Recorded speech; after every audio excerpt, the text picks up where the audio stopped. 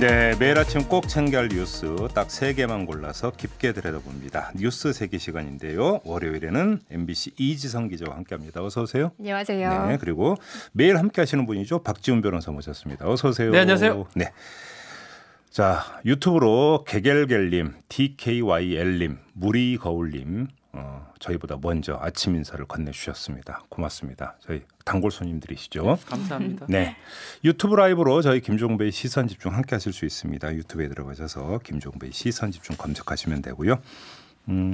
구독과 좋아요 버튼도 눌러주시고 박지훈 변호사, 이지선 기자 두 분의 화목한 분위기도 함께 느끼시기 바랍니다. 네, 감사합니다. 자, 첫 소식 가볼까요? 네, 어제 신종 코로나 바이러스 확진 환자가 3명이 더 나왔습니다. 지금 이제 모두 27명이죠. 네. 어제 3명은 어머니와 아들 그리고 중국인 며느리 이렇게 3명의 가족인데요. 아들 부부가 작년 11월 17일에 개인 사업차 중국을 방문했다가 지난달 31일에 광둥성에서 귀국을 했습니다. 네. 2달 반 정도 중국에 머문 건데 이 며느리에게서 먼저 잔기침 증상이 시작이 됐고요. 거기서 어머니가 전염된 걸로 일단은 보고 있습니다. 네. 아직 역학조사 결과가 나오지 않았는데요. 오늘 오후 정례 브리핑에서 나올 것 같은데 이 부부가 우한이나 후베이성을 방문했는지 여부는 아직 모릅니다. 일단 오후에 발표될 것 일단은 같아요. 광둥성인 거죠. 네. 네. 그래서 만약에 방문력이 없다면 후베이성 이외의 지역에서 감염돼서 국내에 유입된 첫 번째 사례가 되는 겁니다. 네. 광둥성은 이 홍콩 바로 위에 있는 지역이잖아요. 네. 중국에서는 후베이성 다음으로 확진 환자가 가장 많이 발생한 곳이고요. 1,000명이 훨씬 넘게 발생을 했습니다. 네. 여기서 좀 주의해서 봐야 될 부분은 이번에 어머니가 나이가 좀 많으십니다. 73살이시고요. 네. 첫 번째 70대 확진 환자입니다. 아. 지금까지 확진 환자 중에서는 최고령 환자가 62살이었어요. 네. 60대 환자가 1명이었고 50대가 7명이었는데 물론 지금 모든 확진 환자들이 다 중증 환자 없이 안정적인 상태라고 하는데요. 네. 그럴 수 있었던 이유가 대부분 60대 미만의 기저질환이 별로 없는 환자들이었고요. 16번 환자가 폐 질환이 있긴 했었습니다마는 42살로 젊고 네. 현재 주관적인 증상, 그러니까 환자가 직접 느끼는 증상도 많이 호전된 상태라고 해요. 그래서 이 70대 환자의 첫 발생에 대해서 우리 보건당국이 주목을 하고 있습니다. 네. 뭐 그래도 이겨내실 거라고 생각을 하고요. 네. 자, 근데 지금 또 전세계 투입 얘기가 또 나오대요. 네, 그렇습니다. 1차, 2차 전세기 지난 31일과 2월 1일에 두 차례에서 701명의 우한 교민이 입국을 했잖아요. 네. 근데 당시에 입국을 포기한 사람들이 참 많았어요. 그랬던 이유가 중국인 가족을 가지고 바로 있는 그 문제. 사람들은 네. 두고 올 수가 없었던 거죠. 뭐 다른 이유도 있겠지만 그런 분들이 많았는데 이번에 중국 정부가 한국인의 직계 중국인 가족 그러니까 부모와 배우자, 자식까지는 한국으로 입국할 수 있게 허용을 해주겠다고 했고요. 네. 그래서 이번에 3차 전세기 투입이 지금 논의가 되고 있습니다. 아직 날짜는 결정은 안 됐고 전세기 투입은 결정이 됐고요. 네.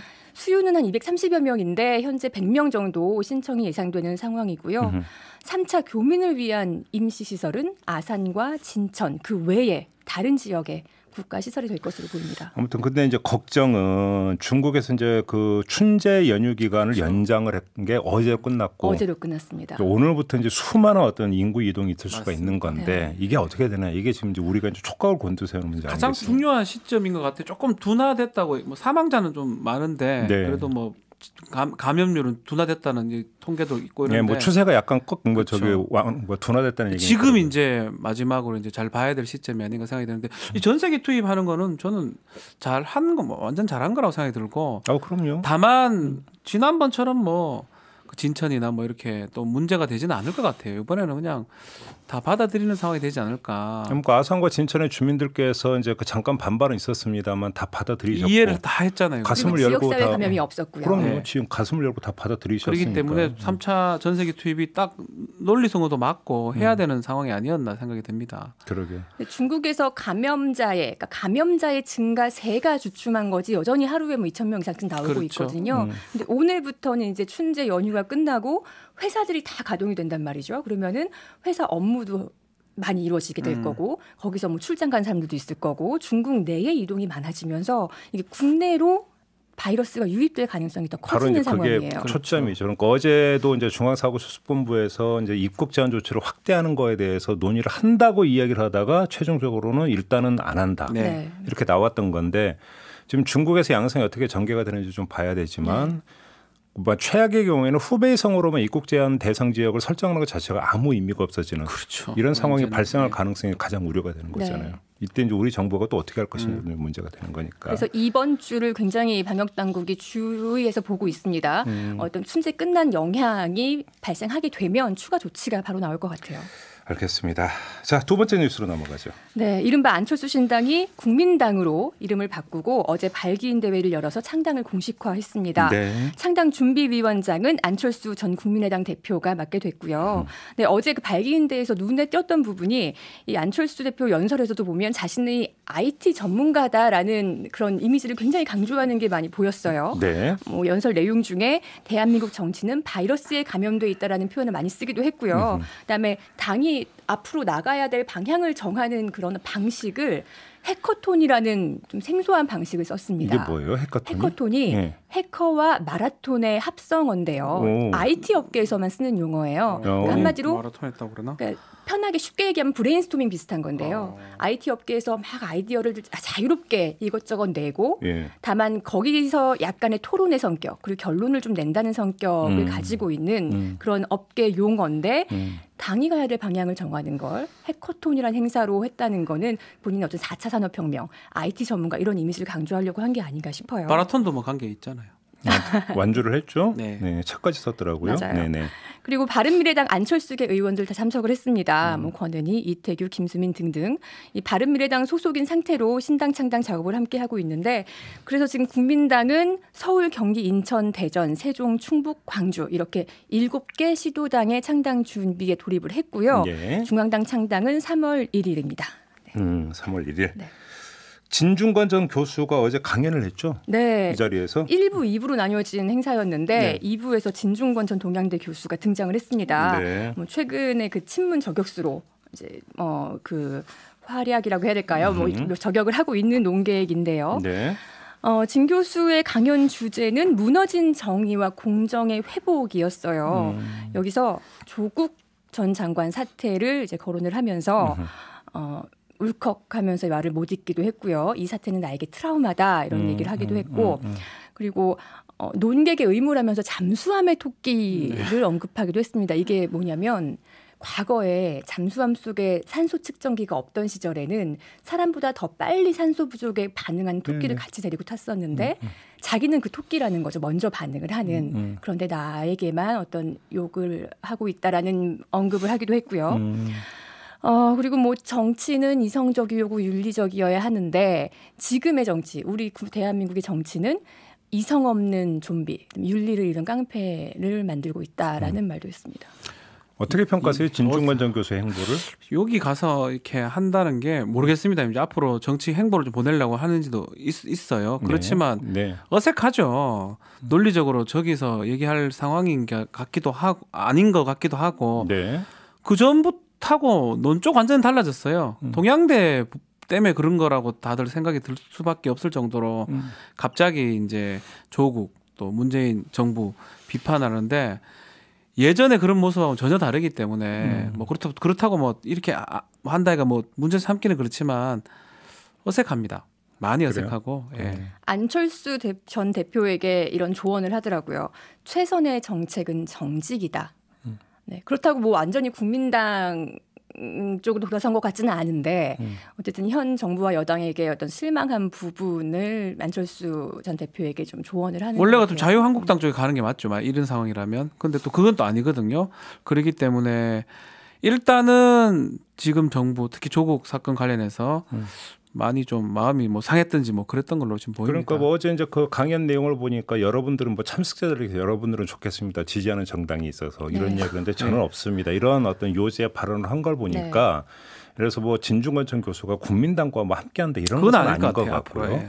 결국은 국민당의 어떤 이런 자리를 통해서 이제 자신의 어떤 입장이라든지 주장을 이제 밝히는 것 같은데. 자, 이렇게 본다면 결국 근데 이제 본인이 어떤 그 사회적으로 자신의 의견을 밝힐 수 있는 통로에 의해서 페이스북이라든지 이런 것들이 있음에도 불구하고 네. 이런 공간을 통해서 밝힌다라고 하는 것을 어떻게 봐야 되는 거예요? 초점은 여기에 있는 것 같아요. 그냥 단순히 자신의 의견을 밝히는 차원이라고 한다면 꼭 그런 오프 공간에 가서 할 건 또 아닐 수도 있는 원래 거니까. 많이 하거든요. 온라인 소통을 많이 하는 뭐 그러니까요. 용계 같은 사람인데. 그러니까 제가 볼 때는 뭐 자유한국당 그렇다고 지금 뭐 그거 하는 것도 아닌 것 같고 네. 그렇게 보는데 이른바 반문 무슨 뭐 반문 연대 아니에요, 그것도. 예. 그럼 뭐 그렇게 그 보기 정도도 좀 아니고. 힘든 부분이 있는 것 같고요. 그럼에도 불구하고 이제 비판의 날은 확실하게 세우는 비문이라고 해야 되나요? 비문 인사. 반문은 아니고 비문이라고 표현하는 게 그나마 좀 정확하지 않을까 싶어요. 반문은 아니에요. 네. 확실히. 그러니까요. 예. 독특합니다. 예. 아무튼 그러니까 이 정치권을 향해서 이제 끊임없이 어떤 이야기를 하고 있는 점 이런 점에서 이거는 결국은 어떤 정치권의 행동이라고 할까요? 그렇죠. 이런 것들을 촉구를 하고 있다라고 하는 점에서 본다면 어떤 이 비문 행보를 놓고 있는 것이 아닌가. 네. 이렇게 네. 한번 해석해 볼 수 있는 여지는 조금은 좀 네. 있지 않을까 싶은 생각이 좀 듭니다. 자, 마지막 소식으로 넘어가 볼까요? 네, 3시간쯤 뒤에 미국 할리우드에서 미국 최대의 영화상 아카데미 시상식이 시작이 됩니다. 네. 이 얘기를 할 수밖에 없는 게 우리 봉준호 감독의 영화 기생충이 한국 영화사상 최초로 본상 후보에 올랐습니다. 그러니까 후보에 오른 것도 처음이고요. 심지어 6개 부문에 후보로 올랐는데요. 작품상, 감독상, 각본상, 편집상, 미술상, 국제영화상입니다. 네. 작품상이 최고상이잖아요. 네. 근데 지금 가장 유력한 2개 후보 중에 하나가 지금 기생충이에요. 하나가 뭐 1917? 네, 1917은 이 전쟁 반전 메시지 담은 전쟁 영화인데요. 뭐 골든글로브와 영국 아카데미에서 작품상을 받은 작품이라 네. 이번에도 가장 유력하다는 평을 듣고 있지만 예. 기생충의 수상 가능성도 여전히 지금 배제할 수가 없는 상황입니다. 네.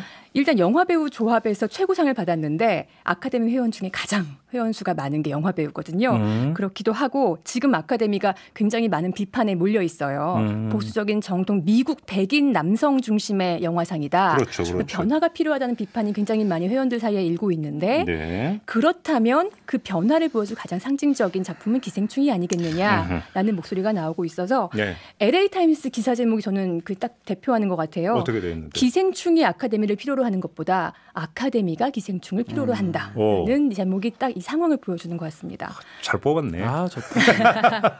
근데 작품상을 혹시 놓치게 되더라도요. 예. 국제 영화상은 받겠죠. 그럼 그건 기본으로 받을 것 같고요. 자, 그럼 여기서 두 제가 번째 상인 감독상까지. 두 분 한번 그럼 예측을 해보세요. 네. 그러니까 몇 개나 수상? 3개 받았으면 좋겠습니다. 저도 3개라고 생각해요. 좋겠습니다. 저는 좋겠는 걸 떠나서 받을 것 같습니다. 아니 왜 6개나 노미네이트 됐는데 왜 3개로 팍 줄이세요? 6개 다 받으면 그게 또 말이 또 안 되고. 왜 안 돼? 왜 안 돼? 좋긴 좋은데요. 네. 현실적으로. 그럼 저는 3개 4개. 정도. 하나 더 써서 4개. 아니, 그런 식으로 뭘 이렇게 자꾸 그럼 저는 3개 이상. 얘기할 수는 없는 것 같은데.